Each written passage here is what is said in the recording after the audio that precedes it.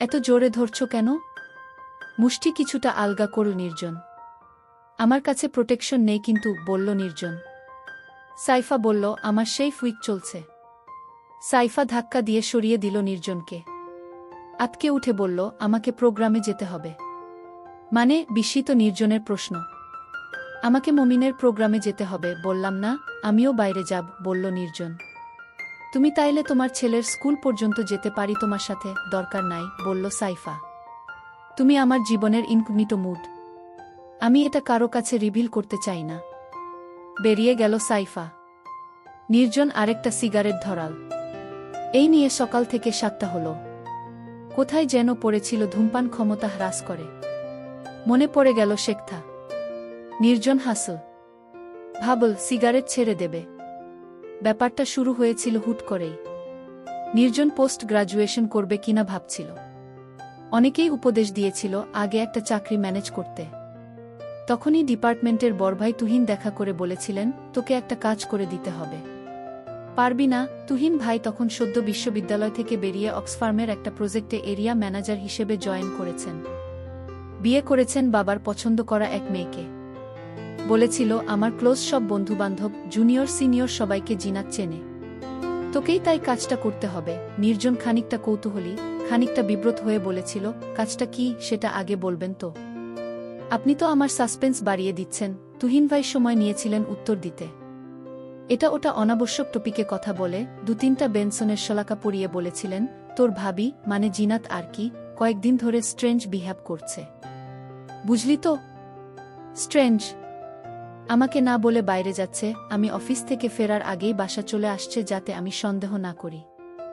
আর প্রায় দিনই ও ক্লান্ত, বেশিরভাগ দিন আর কি, তোমাকে হয়তো বোঝাতে পারছি না, টায়ার্ড আর কি, বুঝিস তো, মানে আমার সাথে ফিজিক্যাল হতে চাইছে না।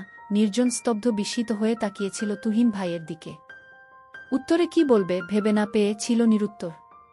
কথাগুলো বলতে বলতে ঘেমে গিয়েছিলেন তুহিন ভাই, জুলফি বেয়ে ফাগুনের সেই ঈষদুষ্ণ আবহাওয়াতেও ঘাম ঝরছিল। পকেট থেকে রুমাল বের করে নাকে ছোঁয়াচ্ছিলেন বারবার। বলেছিলেন, আমার কেন জানি না, ওকে সন্দেহ হচ্ছে। মানে বুঝিস তো, হয়তো অন্য কারো সাথে মিট করছে, বলা তো যায় না। হয়তো এফেয়ারে জড়িয়েছে, তোকে বলা ঠিক হচ্ছে কিনা জানি না, কিন্তু না বলে শান্তিও পাচ্ছি না। I got to be certain, ও আসলেই চিট করছে নাকি আমার মনের ভুল, আমাকে জানতে হবে। আমি কি করব, বলেছিল নির্জন। তার প্রশ্ন শুনিয়েছিল বিস্ময়সূচক, তোকে ওর উপর নজর রাখতে হবে 2-3 দিন। এই ধর বাড়ি থেকে বেরিয়ে ও কোথায় যাচ্ছে, কার সাথে মিট করছে, কি কথা বলেছে, আমাকে জানাবি। যদি পারিস। আর কি, পারতেই হবে ভাই। প্লিজ না করিস না। আমি একদম শান্তি পাচ্ছি না। নির্জন বলেছিল আমাকেই করতে হবে কাজটা। আর কেউ নেই যাকে ভাবি চেনে না। তুহিন ভাই বলেছিলেন, চেনে না অনেককেই। সমস্যা হলো ওরা সবাই হ্যান্ডসাম। বিস্মিত নির্জন প্রশ্ন করেছিল, তাতে কি? জেমস বন্ড, মাসুদ রানা, এরা তো সব দারুণ হ্যান্ডসাম। তিনি ইতস্তত করে বলেছিলেন, এটা বন্ড লেভেলের কাজ না রে ভাই। আর হ্যান্ডসাম ছেলে ফলো করলে জিনাত ঠিক খেয়াল করবে। মেয়েদের চোখ, বুঝিস তো। আর তুই হলি মানে বুঝিস তো একটু কম নারবারে টাইপের। মানে তোর চেহারাটা মনে রাখার মতো না, খুব অর্ডিনারি। তোর দিকে জিনাত ফিরেও তাকাবে না, অপমানিত বোধ করবে নাকি হাসবে, এই দোলাচলে পড়ে কিছু বলতে পারেনি নির্জন। ন্যারব্যারে বিশেষণটা কোথাও শুনেছে বলেও মনে করতে পারেনি ও। করতেই হবে ভাই। তুই আমার শেষ ভরসা। আমার অবস্থাটা বোঝার চেষ্টা কর। নতুন বউ যদি সাসপিসাস কাজকাম করে, কোনো স্বামীর গলা দিয়ে ভাত নামবে বল? তুহিন ভাইয়ের কথাটা রেখেছিল নির্জন। 2-3 দিন নয়, জিনাত ভাবির গতিবিধি পর্যালোচনা করেছিল ও টানা 1 সপ্তাহ বের করে এনেছিল হারির খবর। তুহিন ভাইয়ের সেই প্রস্তাব পাল্টে দিয়েছিল নির্জনের জীবন। প্রাইভেট ইনভেস্টিগেটর, গোয়েন্দা, সত্যান্বেষী, স্পাই শব্দগুলো সে শুধু বইয়েই পড়েছিল, সিনেমায় দেখেছিল তাদের কার্যক্রম। তুহিন ভাইয়ের কথায় জিনাত ভাবিকে ফলো করার পর থেকে ব্যাপারটা নিয়ে ঘাটাঘাটি শুরু করে দেয় সে। ফেলুদা, ব্যোমকেশ, মাসুদ রানা পড়ার সময় সে ভাবত এসব শুধু কল্পনাতেই সম্ভব, বাস্তবে এনফোর্সমেন্ট এজেন্সি ছাড়া আর কেউ ইনভেস্টিগেশন করে না। কিন্তু গুগলে সামান্য ঘাটতেই সে পেয়ে যায় ঢাকারই কিছু প্রাইভেট ইনভেস্টিগেশন এজেন্সির ওয়েবসাইট আর অফিসের ঠিকানা। পেশা হিসেবে প্রাইভেট ইনভেস্টিগন যে মন্দ নয়, বুঝে যায় তাদের সার্ভিস চার্জ দেখে। এখন নির্জন নিজেই খেচর নামের একটা এজেন্সির মালিক। খেচরের ওয়েবসাইট আর সোশ্যাল মিডিয়া অ্যাকাউন্টে যদিও অফিসের ঠিকানা দেয়া আছে কাউরান বাজার, ঢাকা। আদতে তাদের কোনো অফিস নেই সরকারি লাইসেন্স না থাকায়। লাইসেন্স পেলেও গোপনীয়তার স্বার্থে কোনোদিন অফিস খুলবে বলে মনে হয় না। খেচরে তার নির্দেশনায় কাজ করে ৩ জন: ঝন্টু, রূপা আর সুপ্রভা। শুরু থেকেই ঝন্টু খেচরের সাথে জড়িত। আইডিয়াটা মাথায় আসার পর শুধু ঝন্টুকেই জানিয়েছিল নির্জন।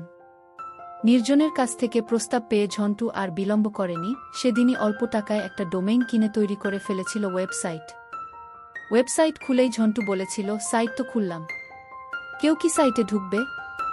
আমাদের কাজ দেবে। নির্জনের তখন অঢেল উৎসাহ, আপাদমস্তক মোটিভেশন। নিজেকেই ভরসা দিতে বোধহয় বলেছিল, কলিকাতা হারবালের বিজ্ঞাপন দেখেছিস না? অব্যর্থ ওষুধ, এক ফাইলই যথেষ্ট ফিরিয়ে আনবে দাম্পত্য জীবনে সুখ। কোনোদিন ওদের বিজ্ঞাপন দেখে যোগাযোগ করেছিস? না, করার কথাও না। কিন্তু তুই ভাবিস না, কেউ করে না। যাদের দরকার তারা ঠিকই যোগাযোগ করে। কাজ হোক না হোক, টাকা দিয়ে ওষুধ কেনে। আমরাও ধর কলিকাতা হারবাল।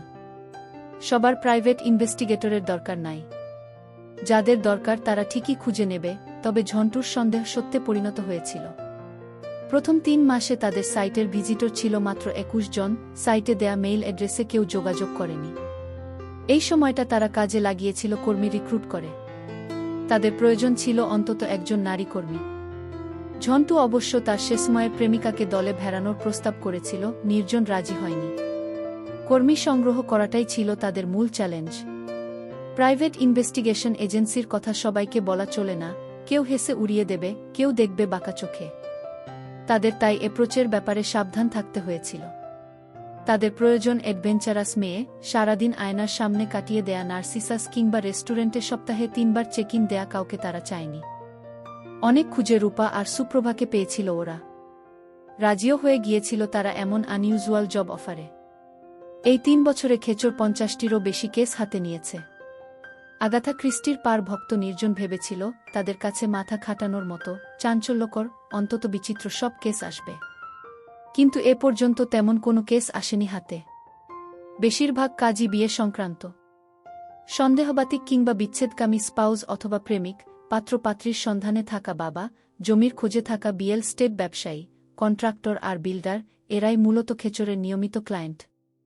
চুরুট কিংবা চারমিনার জ্বালিয়ে ঘণ্টার পর ঘণ্টা পায়চারি করে, রাতবিরাতে ক্লু খুঁজে, হুডানিট পদ্ধতিতে সাসপেক্টকে চিহ্নিত করে আত্মতুষ্টিতে ভোগার মতো কেস একটাও হাতে আসেনি। সর্বশেষ যে কাজটি তাদের হাতে এসেছে, যার জন্য তাকে যেতে হতে পারে ঢাকার বাইরে, সেটাও স্পাউজাল। সন্দেহগ্রস্ত এক স্বামী তার স্ত্রী পরকিয়া করছে কিনা জানতে চান। সাইফা চলে যাওয়ার পরই নির্জন বাইক চালিয়ে চলে গিয়েছিল সুপ্রভার অফিস। সুপ্রভা একটা কলেজ থেকে ডিগ্রি নিয়ে ফার্মগেটে ঢাকা বিশ্ববিদ্যালয়ের আইবিএ হোস্টেলের পাশে একটা রুম ভাড়া নিয়ে অফিস বানিয়েছে। নাম দিয়েছে আইন সহায়তা কেন্দ্র। ও প্র্যাকটিস করে মূলত ঢাকার নিম্ন আদালতে। পসার নেই বললেই চলে। যেসব ক্লায়েন্ট দেখা না করে শুধুমাত্র মুখের কথায় বিশ্বাস করে সার্ভিস চার্জ দিতে চান না, তাদের এই অফিসের ঠিকানা দেয়া হয়।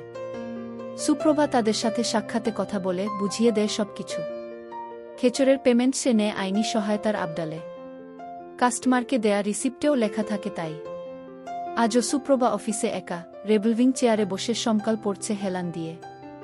অফিসের পাশেই একটা টিভি ফ্রিজের শোরুম, এসির সোসো শব্দ আসছে টানা। সনির্জনকে দেখেই সুপ্রভা পেপার নামিয়ে ফেল। বলল, আপনার সেই 10টায় আসার কথা। এত দেরি করলেন যে? আপনার জন্যেই এতক্ষণ বসে আছি একা। নির্জন টেবিলের সামনে রাখা চেয়ারে বসল আরাম করে। বলল, একটা কাজে আটকে গেছিলাম। সুপ্রভা হাসল। বলল, কালকের ক্লায়েন্ট জুলফিকার আমান এসেছিল। অদ্ভুত লোক। আপনার খেচরের সাথে যুক্ত হয়ে কত কিছু যে দেখতে হচ্ছে। আমার খেচর? বলল নির্জন। খেচর তোমাদের নয়। আমার একার কথা বলছো কেন? ওই হলো। আপনিই তো ফাউন্ডার, তাই না? এই এজেন্সি বিশাল কিছু হয়ে গেলে আপনার নামটাই থাকবে, আমরা সব হারিয়ে যাব। নির্জন লক্ষ্য করল সুপ্রভার চোখের চারিদিকে কালো দাগ। খুব রাত জাগা হচ্ছে। নির্জন নিজেও নিশাচর, কিছু কোনো অদ্ভুত কারণে চোখে ওর ডার্ক সার্কেল পড়ে না। কি কাজে ব্যস্ত থাকছে সুপ্রভা? নির্জন পকেট থেকে গোল্ডলিফের 10 শলাকার মিনি প্যাকেট বের করে একটা শলাকা সুপ্রভার দিকে এগিয়ে দিয়ে বলল, তোমার চলবে? তুমি তো আবার বেনসন খাও। সুপ্রভা সিগারেটটা নিয়ে বলল, কেউ অফার করলেও বিড়িও খাই, সমস্যা নেই। নির্জন জ্বালিয়ে দিল সুপ্রভার সিগারেট। ম্যাচের আগুনে রৌদ্রোজ্জ্বল পুকুরে লাফিয়ে ওঠা মাছের আশের মতো দপ করে উঠল ওর মুখ। জাল নিজের শ্লাকাটাও। বলল, ক্লায়েন্টের কথা বলো। অদ্ভুত বললে কেন? ধোয়া ছাড়ল সুপ্রভা। বলল, লোকটা জুলফিকার আমান, বেশ ইয়াং। আমাদের চেয়ে খুব বেশি হলে 15 বছরে বড় হবেন। সিরামিকের প্রোডাক্টের বিজনেস করেন, পান্থপথে দোকান আছে বলল। ব্যাপারটা ওর বউকে নিয়ে। নির্জন মনোযোগ দিয়ে সুপ্রভার কথা শুনছিল, বলল না কিছু। ওর বউ একটা প্রাইভেট ইউনিট টিচার। কি নাম যে বলল ইউনিভার্সিটিটার? ধুর ছাই, এত ব্যাঙের ছাতার মতো প্রাইভেট ইউনি উঠেছে গলিতে গলিতে, নামই মনে থাকে না। নির্জন বলল, নাম পরে জেনে নেয়া যাবে। তুমি ঘটনা বলো। ওর স্ত্রীর নামটা মনে আছে, তাহমিনা হায়াত। এনভায়রনমেন্টাল সায়েন্সের টিচার। ও লাওয়াছড়া ন্যাশনাল পার্কে পাখিদের হ্যাবিট্যাট নিয়ে একটা গবেষণার কাজে যাবে। একটা পুরো টিম যাবে ওনার সাথে। এটা নিয়ে ওর স্বামীর সন্দেহটা কোথায়? সুপ্রভা হেসে বলল, যেখানে হয়। যা মনে হলো, এই লোক খুব বেশি শিক্ষিত না, এক ধরনের হিম্মন্যতায় ভোগেন। ওর বিশ্বাস হয় না স্ত্রী আসলেই গবেষণার কাজে লাওয়াছড়ায় যাবে। ওর ধারণা তাহমিনার এক কলিগের সাথে এফেয়ার চলছে, গবেষণার নাম করে এক ধরনের হানিমুনে যাচ্ছে ওরা। টিপিক্যাল স্টোরি, বলল নির্জন। অদ্ভুত বললে কেন? সুপ্রভা সময় নিয়ে সিগারেটে টান দিল। বিচ্যুত একটি চুলের গোছা মুখের সামনে এসেছিল, ধোয়া ছেড়ে সরিয়ে দিল একপাশে। বলল, লোকটাকে কেন জানি না ভীত মনে হলো আমার। বউয়ের পিছনে স্পাই লাগাচ্ছে, এজন্য হয়তো। কিন্তু এত বেশি ভয় পেতে এর আগে কোনোদিন কাউকে দেখিনি। নির্জন বলল না কিছু। সুপ্রভাই চালিয়ে গেল কথা, আপনার এই সুযোগে অবশ্য শ্রীমঙ্গল ঘুরে আসা হচ্ছে। ঢাকার বাইরে যাচ্ছেন না অনেক দিন। হাওয়া বদল হয়ে যাবে, মাথা পরিষ্কার। নির্জন উদাস হয়ে বলল, মাথা পরিষ্কার হয়ে লাভ কি বলো? খাটানোর তো জায়গায় পাচ্ছি না। সে শুরু থেকেই এ পরকিয়া, রিয়েল স্টেট, প্রিম্যারিটাল চেকিং। বাঙালিরা এখনো এসব থেকে বেরুতে পারল না। আরে ভাই, একটু ইউনিক টাইপের ক্রাইম কর না। আবারও হাসল সুপ্রভা। বলল, ক্রাইম বদলাচ্ছে প্রতিনিয়ত বস। আমরা শুধু সেসব পাচ্ছি না, ভাগ্য আমাদেরই খারাপ। প্রজেক্টটা নিয়ে কথা বলল ওরা আরও কিছুক্ষণ। ভদ্রলোক 15 দিনের সার্ভেইলেন্স অফারটা গ্রহণ করেছেন। সিটির বাইরের এক্সট্রা খরচ বহন করতেও প্রস্তুত, অর্ধেক টাকা পে করেছেন এর মধ্যেই। সুপ্রভা বলল, রূপাকে এবারে সাথে নিয়ে যান। আমি এখন ঢাকার বাইরে যেতে পারব না কোথাও। নির্জনও তাই ভাবছে। বলল, তুমি লোকটার সাথে ফোনে যোগাযোগ করো। ওর স্ত্রী কবে যাবে আমাকে জানিয়ে দেবে। আমরা পারলে ওর সাথেই যাব, যদি বাসে বা ট্রেনে যায় আর কি। ঝন্টুকে বলে ওর ইউনিটেও একটু খোঁজ নিতে বলো। কি নিয়ে গবেষণা করতে যাচ্ছেন, কারা কারা যাচ্ছে, এসব একটু চেষ্টা করলেই ও জানতে পারবে। আর তাহমিনার ফেসবুক আইডির লিঙ্কটা পাঠিয়ে দিও। একটু দেখতে হবে। আরও কিছু নির্দেশনা দিয়ে বেরিয়ে আসছিল নির্জন। পেছন থেকে ডাকল সুপ্রভা, আমাকে একটু টিএসসি ড্রপ করে দিতে পারবেন? বাইক এনেছেন তো সাথে? বাইকের দুদিকে দুপা দিয়ে বসল সুপ্রভা। নির্জন বলল, কারো সাথে দেখা করতে যাচ্ছ নাকি? হ্যাঁ, ডেপ্টের জুনিয়র। ছেলেটা ফেসবুকে খুব জ্বালাচ্ছিল। একটু টাইপ দিয়ে আসি। টাইপ দেবে নাকি অন্য কিছু? শেষে জুনিয়রের সাথে গিয়ার শিফট করে বলল নির্জন। প্রচণ্ড জ্যাম, ক্লাস ধরে থাকতে হচ্ছে সবসময়। এসব তো জুনিয়রের সাথে বেশি মজা। নিজের মতো করে চালিয়ে নেয়া যায়। বিয়ের কথা চিন্তা করছো? জিজ্ঞেস করল নির্জন। হাসির শব্দ পেল নির্জন। সুপ্রভা বলল, যা সব দেখছি, বিয়ে নিয়ে এক প্রকার বিভীষিকা এসে গেছে। মেন্টালি প্রিপেয়ার্ড না আমি। ঘোত ঘোত করে ধোঁয়া ছাড়তে থাকা প্রাডোটাকে পিছনে ফেলে নির্জন বলল, ফিজিক্যাল দিকটাও তো দেখতে হবে নাকি? এই শীতটাও একা বিছানায় কোলবালিশ নিয়ে ঘুমাবে আপনি? না, বিব্রত সুপ্রভা বলল। তবে ওর কণ্ঠে প্রশ্রয়ের আভাস। বলল, ফিজিক্যাল নিডের জন্য বিয়ে করতে হবে কেন? আপনি বিয়ে করেছেন, আপনার ফিজিক্যাল নিড তো ঠিকই পূরণ হচ্ছে। গ্রিন সিগন্যাল, ট্রাফিক পুলিশের হাতের। নির্জন এক্সিলারেট করল। সুজুকি জিএসএক্স আর এক্সিলারেশনের বাপ একটানা চলে গেল সব গাড়ির সামনে। ফাঁকা রাস্তায় বলল, ফিজিক্যাল নিড হলো প্রচ্ছাপ করার মতো। কিছুক্ষণ পরপর যেমন জলত্যাগ করতে হয়, এই বলতাও তেমন কিছুক্ষণ পরপর হুল ফোটায়। এজন্যেই বিয়ে করতে হয়, প্রেম ট্রেম দিয়ে পোষায় না। খিলখিল করে হেসে উঠল সুপ্রভা। হা হা, ভালো বলেছেন কিন্তু। চলে এলো ওরা টিএসসিতে। ছাত্রছাত্রীদের কোলাহল, হাসি, রিক্সা টুংটাং, গিটার হাতে এক যুবক। রাজু ভাস্কর্যের সামনে ছাত্র ইউনিয়ন কী কারণে যেন বক্তৃতা করছে, বান্ধবীর শাড়ির আঁচল ঠিক করে দিচ্ছে একজন। এখানে এলেই নস্টালজিক হয়ে পড়ে নির্জন। দীর্ঘশ্বাস ছাড়ে। এই কোলাহলের অংশ ছিল ও, এই তো ৩-৪ বছর আগেই। সুপ্রভা বাইক থেকে নামলে বলল, তুমি জুলফিকারের সাথে নিয়মিত যোগাযোগ রাখো। জানার চেষ্টা করো ভদ্রমহিলা কবে শ্রীমঙ্গল যাবেন। আমি রূপাকে বলে দেব সবকিছু। সুপ্রভা আলতো হেসে চলে গেল। নিজের বাইকের প্রিলিয়ন সিটটাকে খুব ঈর্ষা হল ওর। সুপ্রভা ওভাবে যদি ওর মুখে বসত বাইকে বসার মতো। বাসায় ফিরতে ফিরতে বিকেল হয়ে গেল নির্জনের। শীতকালের দিন জীবনের মতো ছোট। সুপ্রভাকে ড্রপ করে ন্যাশনাল লাইব্রেরিতে ধু মেরেছিল একবার লাওয়াছড়া নিয়ে পড়তে। লাওয়াছড়া ন্যাশনাল পার্কের ফুল নিয়ে মিজানুর রহমান পিনুর ইংরেজিতে লেখা একটা বই পেয়েছিল ও। কিছুক্ষণ উল্টেপাল্টে রেখে দিয়েছে। তাহমিনা হায়াত যাচ্ছে পাখিদের নিয়ে গবেষণা করতে, অন্তত তার স্বামীর দেয়া তথ্য সঠিক হলে। লাওয়াছড়ার পাখিদের নিয়ে জানা প্রয়োজন ছিল ওর, যদিও বই পায়নি কোনো। বাসায় ফিরে রূপাকে মেসেজে জানিয়ে দিয়েছে শ্রীমঙ্গল যাওয়ার কথা। এখনো হয়তো মেসেজ দেখেনি রূপা, দেখলে সাথে সাথেই রিপ্লাই দিত। এক কাপ চা হাতে ব্যালকনিতে দাঁড়াল নির্জন। চায়ের এই কাপটা সাইফার স্বামী এনেছে ফ্রাঙ্কফুর্ট থেকে, ছাগল পালন প্রশিক্ষণ টাইপের কোনো এক সরকারি ট্যুরে গিয়ে। সাইফা বলেছিল জার্মান কাপে চা খাবে এখন থেকে। চা খাবে আর আমার কথা ভাববে, যদিও কোনোদিন চায়ের কাপে সাইফার কথা মনে পড়ে না নির্জনের। ডিসেম্বরের প্রথমার্ধেও সেভাবে এবার শীত পড়েনি ঢাকায়। জলবায়ু পরিবর্তন? ফ্লানেলের শার্টেই কাজ চলে যাচ্ছে। শীত ছিল ছোটবেলায়। উক্কি শীত, উলের কম্বল, কাটা ধানের মুড়া, জ্বালানো আগুন, একনা চাপি বইস বাহে ভাব। একটু বড় হয়ে সুচেতার সাথে আইল ধরে ধরে স্কুল, হলুদ সরিষা ক্ষেত, ফিঙে, খেজুর গাছ। তারপর রংপুরের ম্যাচে ফাতিমা ভাবি। সেই শীতগুলো ভালো ছিল, সেই শীতে কম্বলের ওমের কদর ছিল। চায়ে চুমুক দিতেই নির্জন শৈশব কিশোর ঘুরে এলো। কম দেখা হলো না এ জীবনের। বাবার মৃত্যু, দারিদ্র্য, মায়ের দ্বিতীয় বিয়ে, দারিদ্র্য, মায়ের মৃত্যু, দারিদ্র্য, বিশ্ববিদ্যালয়, দারিদ্র্য। আতপেটা কত গল্প, লোভ, হাসি, আনন্দ। আজ এখন টাকা আছে, পেটে ভাত আছে, 9 তলায় ফ্ল্যাট আছে। আদরের সেই ওমটুকু, আলু ভর্তা আর গরম ভাতের ধোয়াটুকু নেই শুধু। নির্জনের চমক ভাঙ্গে ফোনের রিংটোনের শব্দে। রূপার কল। ওর ডেসলারে তোলা ছবি ভাসছে স্ক্রিনে। আমরা কি সত্যিই শ্রীমঙ্গল যাচ্ছি?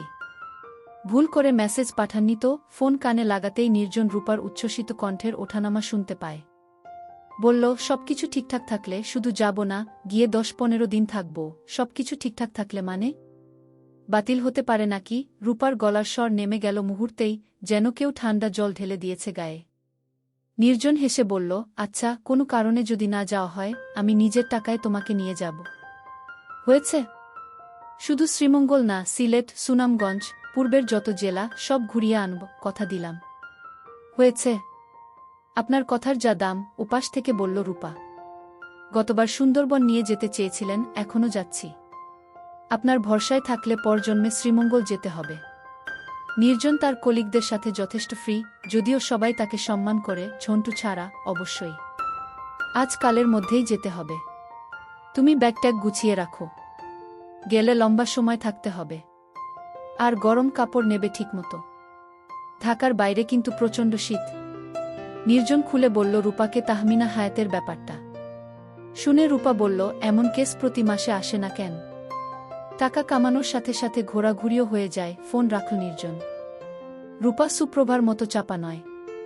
অনেক উচ্ছল, এক্সপ্রেসিভ, সুস্মিতা। পৌষের শৈশব রোদ্দুরের মতো গায়ের রং, হাসিতে প্রকাশিত গজদন্ত। যেখানেই যায় মাতিয়ে রাখে ও চারপাশ। আবারও ব্যালকনিতে গিয়ে বসল নির্জন। সন্ধ্যা নামছে পৃথিবীর বুকে ফিঙের চঞ্চল ডানায়। টার্গেটের পিছনে ঘুরতে না হলে কিংবা অন্য কাজে ব্যস্ত না থাকলে সন্ধ্যায় সিগারেট জ্বালিয়ে এভাবে বসে থাকে নির্জন, অন্ধকার ঘনিয়ে আসা পর্যন্ত।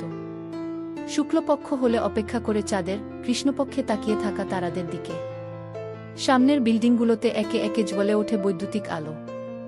জানালায় ফোন কানে তরুণীকে দেখা যায়, বাচ্চা কোলে মা হাঁটে ছাদে, রেলিংয়ে ঝুঁকে নিচের পৃথিবী কৌতূহলী চোখে অবলোকন করে কিশোরী।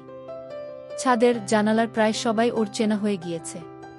কিছু কিছু মানুষের জীবন বেশ রোবটিক, নির্জন খেয়াল করেছে। পূর্বদক্ষিণ কোণের একটা ফ্ল্যাটের মধ্যবয়সী কাপলকে গত 1 বছর ধরে লক্ষ্য করে আসছে সে। স্বামীটি বোধহয় কোনো সরকারি অফিসের কেরানি, প্রতিদিন অফিস থেকে ফিরে বউকে কাজ করে দেয় বিকেল কিংবা সন্ধ্যা 5টায়। প্রতিদিন একই পদ্ধতিতে। এমনটাই দেখে আসছে নির্জন গত 1 বছর, কোনো হেলদোল হেরফের নেই। রমণ শেষে তৃপ্ত জাবরকাটা গরুর মতো হেলতে দুলতে লোকটা গোসলে যায় লুঙ্গি হাতে, মহিলাটাও বাথরুমে যায় সাথে, 2-1 মিনিট পর। সবার বিবাহিত জীবনই কি এত রোবটিক? নিজেকেই প্রশ্ন করে নির্জন। প্রতিদিন একই রুটিন, একই ডায়েট, একই নারী, একই রমণ কৌশল। এই সার্কেল ভাঙতেই কি মানুষ পরকীয়ায় জড়ায়? জীবনে সামান্য রং আনতে? এসব প্রশ্নের উত্তর জানে না ও। কোথায় যেন পড়েছিল কিংবা শুনেছিল কাউকে বলতে, বিয়ে হলো দিল্লির লাড্ডু, খেলেও পস্তাবে, না খেলেও।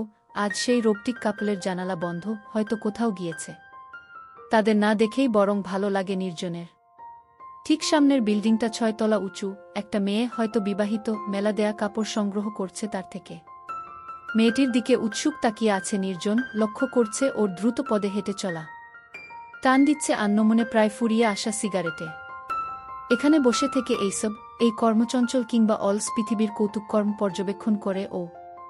ভালো লাগে নির্জনের। ওর পৃথিবী খাপছাড়া, নিয়মের বাইরের। এভাবে দেখার মাধ্যমেই যেন ও স্বাভাবিক দুনিয়ার সাথে একাত্ম হয়।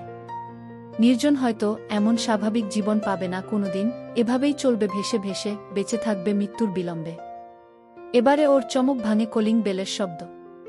ছোটবেলার শিমুল ডালে বসেছিল যে বাজ পাখি, তার কর্কশ গলায় যেভাবে চমকে উঠেছিল একদিন, সেভাবেই চমকে ওঠে ও।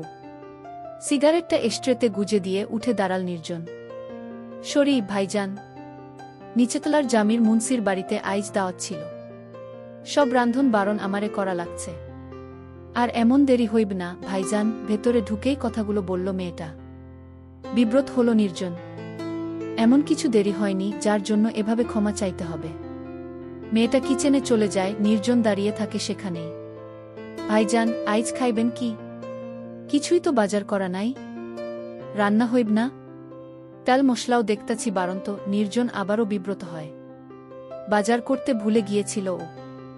বলল, মনে ছিল না বাজার করার কথা। আপনি চাইলে আমি খরচ কইরা আনতে পারি ভাইজান। নিচেই শাকসবজি সব পাওয়া যাইতেছে। নির্জন অবাক হল কিছুটা। এর আগের বুয়া এমন কথা বলেনি কোনোদিন।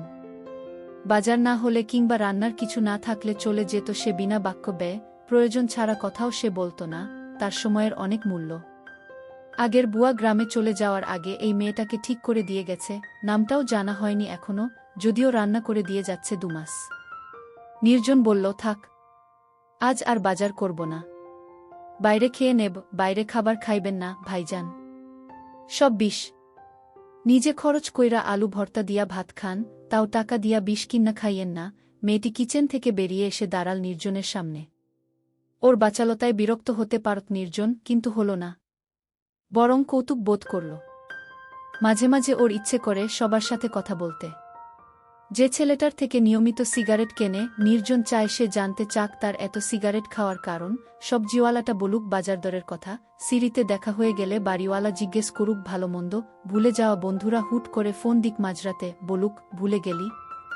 এর নামটা জানা উচিত। নাম জিজ্ঞেস করলে কি মন খারাপ করবে মেয়েটি? ভাববে 2 মাস কাজ করছি, নাম জানার প্রয়োজন বোধ করেনি। নির্জন বলল, থাক, তোমাকে আর কষ্ট করতে হবে না। তোমার তো অন্য বাড়িতে রান্না করতে হবে, তাই না? মেয়েটি সে প্রশ্নের জবাব না দিয়ে নির্জনকে খানিকটা অবাক করে দিয়ে জিজ্ঞেস করল, ভাইজান, আপনি আমার নামটা জানেন না? তুমি কোনোদিন বলনি। আমি বলি নাই দেখে আপনি জিজ্ঞাস করবেন না? আমি যদি কিছু চুরি কইরা ভাইগা যাইতাম, পুলিশের কাছে গিয়া কার নামে মামলা করতেন? খুশি খুশি মুখে বলল মেয়েটা। নির্জন হাসল।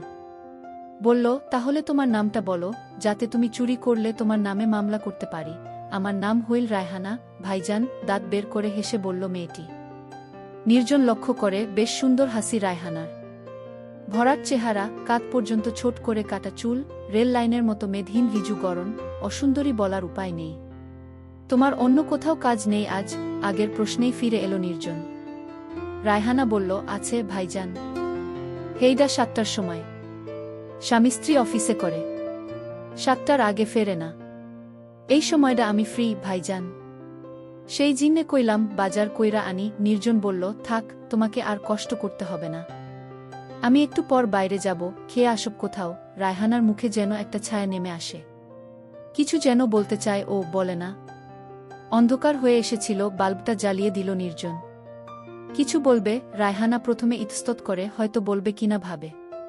তারপর বলে, অনেকটা মিনতি করেই আমি থাকি ভাইজান, কল্যাণপুর বস্তি। এখন আপনার এইখানে থাইকা চইলা গেলে ওই বাসার সামনে যাইয়া দাঁড়ায় থাক লাগব, বস্তিতে চইলা গেলে আর ফিরন যাইব না। যাইতে আসতেই 7টা। একটা দিন কামাই করলেও ভাইজান ওরা মাইনা কাটে। কথাগুলো বলে একটু থামল রায়হানা। তারপর মুখটা তুলে নরম গলায় বলল, আমি একটু আপনার এইখানে থাকি ভাইজান। 7টা পর্যন্ত নির্জন ওর মুখের দিকে তাকাল। বলল, থাকো, সমস্যা নেই। ইচ্ছা করলেও ঘুমাতেও পারো বিছানায় শুয়ে। রায়হানার মুখে হাসি ফুটে উঠল নির্জনের সম্মতিতে। ওর হাসি দেখে নির্জনের মনে হল মেয়েটি সত্যিই খুশি হয়েছে। রায়হানা বলল, ঘুমাব না ভাইজান? আপনার টিভি নাই? বহুদিন টিভি দেখি না। নির্জন ল্যাপটপে একটা বাংলা সিনেমা চালু করে দিয়ে আবারও ব্যালকনিতে এসে বসল। কম্পিউটারে টিভি দেখার চাইতে টিভিতে টিভি দেখাইখা বেশি মজা ভাইজান। অ্যাডভার্টাইজগুলাও ভালো লাগে। ল্যাপটপের ব্যাপারে কমপ্লেইন করলেও বেশ গুটিসুটি মেরে বসেছে রায়হানা স্ক্রিনের সামনে। ল্যাপটপের উজ্জ্বল আলো ওর মুখে এসে পড়েছে, অন্যরকম দেখাচ্ছে ওর মুখ। কৃষ্ণপক্ষ চলছে, চাঁদ উঠবে মাঝরাতে। কাল দিনের বেলাতেও দেখা যাবে চাঁদ, পশ্চিমাকাশে ঢলে পড়ার আগে। চাঁদের আলোর তীব্রতায় যেসব নক্ষত্র প্রকাশিত হতে পারে না, তারা আজ হাট বসিয়েছে এখনে ওখানে রোবটিক কাপলের বিল্ডিংয়ের পিছনে। দূরযাত্রী প্লেনগুলোকে মাঝে মাঝে আলোকবর্ষ দূর থেকে ছিটকে আসা উল্কা ভেবে ভ্রম হয়।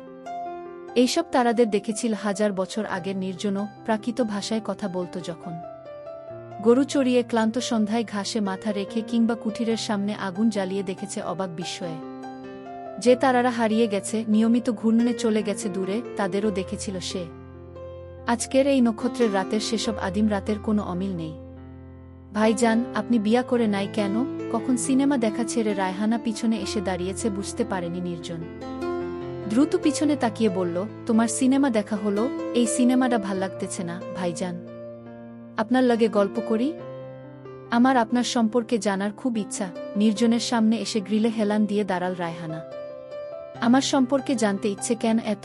চেয়ারে হেলান দিয়ে রায়হানার শ্যাম মুখে চোখ রেখে বলল নির্জন। আপনার বয়সের সব ডি বিহাসাদি করছে। আপনি করেন নাই কেন? আমি যে কয়ডি বাড়িতে রান্না করি সব ডি ফ্যামিলি। খালি আপনিই ব্যাচেলার, বিয়ের ইচ্ছে হয়নি কোনোদিন। এইটা কোনো কথা ভাইজান? বিয়ার ইচ্ছা করে না?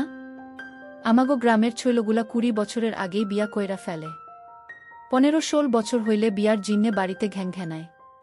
20 বছরেও যদি বাপ বিয়া দিবার না চায়, বাপের সাগে ঝগড়া কইরা, কাজিয়া কইরা বিয়া করে। আর আপনি বিয়া করবার চান না? কথাটা বলেই রায়হানা হাসতে শুরু করে।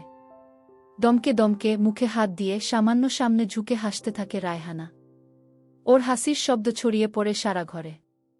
নির্জনের মনে হয় রায়হানার কলহাস্য হাওয়ার সাথে মিশে যাচ্ছে, ছড়িয়ে পড়ছে কুয়াশার মতো সামনের 6তলা বাড়িটার ছাদে, নিঃশ্বাসের দাগ ফেলছে বোর্টিক কাপলের কাচের জানলায়, ওই দূরের পায়রাখোপকে সচকিত করে উড়ে যাচ্ছে তারাদের দিকে। তুমি বিয়ে করনি? জিজ্ঞেস করল নির্জন, রায়হানার হাসি মুখের দিকে মুগ্ধ তাকিয়ে। করছি ভাইজান। হাসি কোনমতে থামিয়ে বলল রায়হানা। স্বামী কি করে তোমার? এবারে পুরোপুরি হাসি থেমে গেল রায়হানার। জবাব না দিয়ে সে তাকাল অন্যদিকে। নির্জন দেখল এক ধরনের লজ্জা কিংবা ঘৃণা অথবা রাগ অথবা জিঘাংসা জমে উঠছে রায়হানার মুখে। দাঁত দিয়ে ঠোঁট কামড়ে ধরল ও। এত দ্রুত স্বামীর কথা উল্লেখ মাত্রই মুখের ভাবের এমন আমূল পরিবর্তন দেখে বিস্মিত হল নির্জন। স্বামী মারে যায়নি, এ ব্যাপারে অন্তত নিঃসন্দেহ নির্জন। তাহলে অন্তত রাগ ঘৃণার বদলে শোকের ছায়া নামত চোখে। আমার স্বামী জেলে ভাইজান, নিচু স্বরে বলল রায়হানা। স্বামীকে নিয়ে কর প্রশ্নটি ফিরিয়ে নিতে ইচ্ছে হল নির্জনের। কিছু না বলে সময় নিয়ে সিগারেট জ্বাল ও। শুনল পায়রার খোপ থেকে খপক শব্দ আসছে ভেসে। কয় বছর হলো জেলে আছে তোমার স্বামী? প্রশ্ন করল নির্জন ধোয়ার গোল রিং ছেড়ে। 1.5 বছর হইল ভাইজান। মার্ডার কেস, মাথা নিচু করে জবাব দিল রায়হানা। আর কোনো প্রশ্ন করল না নির্জন। প্রশ্ন করে রায়হানার বাইবীয় মনকে তরল করতে চায় না সে। এতক্ষণে লক্ষ্য করে নির্জন, রায়হানা কোনো গরম কাপড় পরেনি, ওড়না দিয়ে হাত দুটি ঢেকে রেখেছে। জিজ্ঞেস করল, তুমি শীতের কাপড় পরনি কেন রায়হানা? এই বয়সে বেশি ঠান্ডা লাগে না ভাইজান? এমনিতে শরীর গরম হইয়া থাকে। ওর জবাব শুনে চমকে ওঠে নির্জন। দেখল রায়হানা একদৃষ্টে তাকিয়ে আছে তার মুখের দিকে, অপলক চোখ। নির্জনের মাথায় ঝিনি ডাকতে থাকে যেন। ভাবে রায়হানার এই কিছুক্ষণ থাকতে চাওয়ার কারণ শুধুই বস্তিতে ফেরার সমস্যা, নাকি স্বামীহারা এক মেয়ের নিজেকে সঁপে দেয়ার মরিয়া প্রচেষ্টা। এর আগেও বেশ কয়েকদিন রান্না করতে বারণ করেছে রায়হানাকে, পরশুই করেছিল। কি করেছিল সে সেদিন? একা থাকতে ভালো লাগে রায়হানা? স্বামীকে ছাড়া? বাজিয়ে দেখতে গা গলায় জিজ্ঞেস করে নির্জন। ভালো লাগে না ভাইজান, আপনি যে কেমনে একা থাকেন এইটাই বুঝি না। রায়হানার মুখের দিকে তাকাল নির্জন। ফ্ল্যাট নিরাবেগ মুখ, নষ্ট ট্রাফিক সিগন্যালের মতো নির্দেশনাহীন। শুধু ঝলছে চোখ দুটো, অনির্বাণ, অন্ধকারে বেড়ালের চোখের মতো। তোমার বাচ্চা কাচ্চা নাই? নির্জনের প্রশ্ন। আছে ভাইজান, এক পোলা, 3 বছর বয়স। হের মুখ চাইয়াই তো আরেকটা বিয়া করবার পারি না। না হইলে কবেই বিয়া করতাম। খুনির সাথে সংসার করা যায়? লজ্জা লাগে না? নির্জনের সান্ত্বনা দিতে ইচ্ছে করে ওকে, কিন্তু তেমন কিছুই খুঁজে পায় না ও। উল্টো প্রশ্ন করে, কত বছরের জেল? 7 বছর। 7 বছর? সাবধানে পা ফেলে নির্জন। 7 বছর এই যৌবন আটকে রাখবে? আটকাইতে তো মন চায় না ভাইজান। ভাল্লাগে না কিছু? বলার কিছু রাখল না আর রায়হানা। শুধু আমাকে কাজ করে দেন ভাইজান বলা থেকে বিরত থেকেছে। এটুকু বুঝে নেয়া কি নির্জনের দায়িত্ব নয়? সিগারেটে শেষ টান দেয় নির্জন। ধোয়া ছেড়ে তাকায় রায়হানার মুখের দিকে। রায়হানার মুখ বিশেষ মুহূর্তের সাইফার মুখের সাথে মিলে যায়, মনে করিয়ে দেয় রংপুরের ফাতিমা ভাবির মুখ। কোমরে হাত রাখল নির্জন। রায়হানা বোধহয় এটুকুর অপেক্ষাতেই ছিল। ঢলে পড়ল ও নির্জনের চেয়ারে। পায়জামাতে গিট্টু দেয়া আছে ভাইজান, পারবেন না? আমি খুলতেছি। চোখ মেলে নির্জন যেন গ্রহণ করতে থাকে মহাজাগতিক সৌন্দর্য।